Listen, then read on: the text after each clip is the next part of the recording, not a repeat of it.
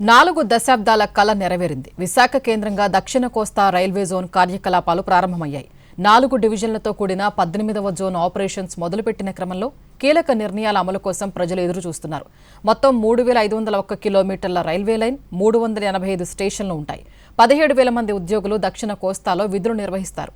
ఏడాదికి 17,000 కోట్లకు పైగా వార్షిక ఆదాయం అంచనా.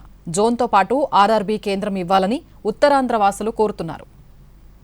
40 ఏళ్ల సుదీర్ఘ నిరీక్షణకు తెరపడుతూ ఈరోజు 18వ రైల్వే జోన్గా విశాఖపట్నం కేంద్రంగా సౌత్ కోస్ట్ కార్యకలాపాలు ప్రారంభమయ్యాయి. ప్రస్తుతం సిరిపురం జంక్షన్లోని తాత్కాలిక భవనం నుంచే సౌత్ కోస్ట్ రైల్వే జోన్ తన కార్యకలాపాలను ప్రారంభించింది.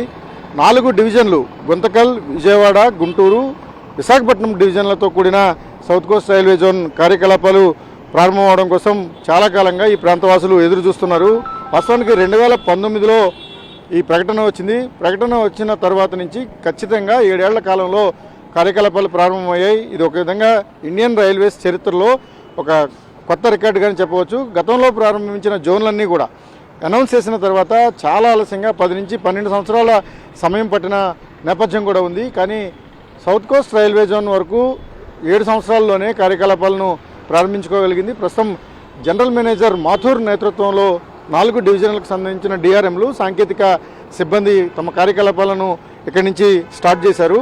శాశ్వత భవనాలు ప్రస్తుతం పైనాపిల్ కాలనీ దగ్గర నిర్మాణంలో ఉన్నాయి. అవి పూర్తయిన తర్వాత ఓవరాల్గా జనరల్ మేనేజర్ కార్యాలయంతో పాటుగా జోన్ ఆపరేషన్స్ అన్నీ కూడా అక్కడి నుంచి ప్రారంభంగా అవుతాయి. ప్రస్తుతం జోన్ పరిధిని మనం చూసినప్పుడు ఓవరాల్గా 3,501 కిలోమీటర్లు పరిధి ఇందులో ఉండబోతోంది. 385 రైల్వే స్టేషన్లు వస్తాయి. ఓవరాల్గా 17,000 మంది సిబ్బంది సౌత్ కోస్ట్ రైల్వే జోన్ పరిధిలో కార్యకలాపాలను నిర్వహించబోతున్నారు. 17,300 కోట్ల వార్షిక ఆదాయాలను అంచనా వేసుకుంటూ ఈ జోన్ను రూపకల్పన జరిగింది.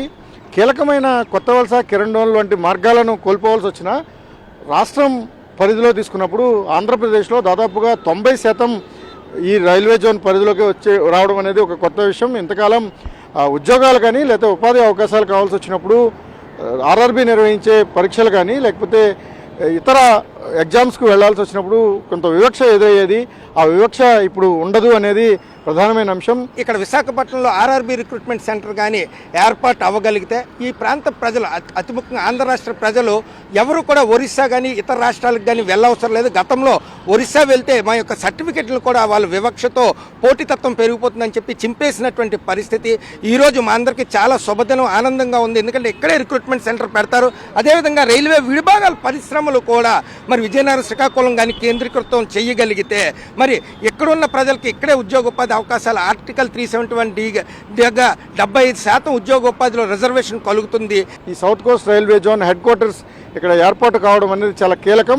ఆ దిశగా కేంద్ర ప్రభుత్వం తీసుకున్న నిర్ణయం కావచ్చు, లేకపోతే రాష్ట్ర ప్రభుత్వ కృషిని జేఏసీలు కానీ రాజకీయ పక్షాలు కానీ పూర్తిగా ఆహ్వానిస్తున్నాయి.